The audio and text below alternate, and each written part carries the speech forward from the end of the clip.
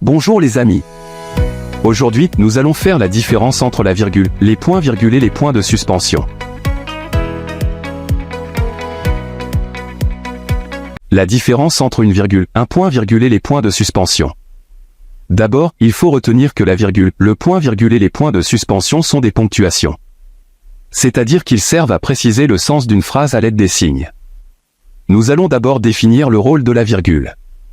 La virgule a pour rôle de marquer une petite pause dans la lecture. Elle sert à séparer dans une phrase les éléments semblables qui sont de la même nature ou de la même fonction et qui ne sont pas unis par une conjonction de coordination. Prenons pour exemple plusieurs sujets d'un même verbe dans une phrase. Exemple, les jeunes volailles batifolaient.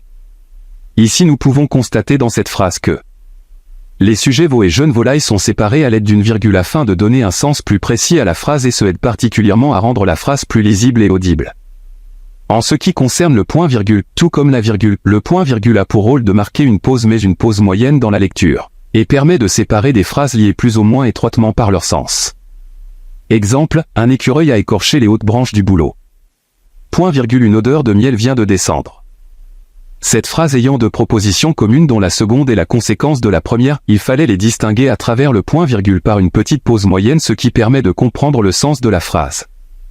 Pour terminer, nous allons aborder les points de suspension. Les points de suspension quant à eux nous indiquent dans une phrase qu'elle est inachevée, ils marquent une interruption causée par l'émotion, la surprise ou l'hésitation ou un arrêt voulu dans le développement de la pensée. Prenons comme exemple la phrase « Messieurs et chers administrés ». Messieurs et chers admis. Messieurs et chers. Qui montre aussi le caractère inachevé de la phrase mais nous laisse aussi entendre qu'elle n'est pas inachevée. Et c'est justement ce que son auteur souhaite nous le faire savoir. Merci, j'espère que vous avez aimé ces petites explications. N'oubliez pas de vous abonner et de mettre un j'aime.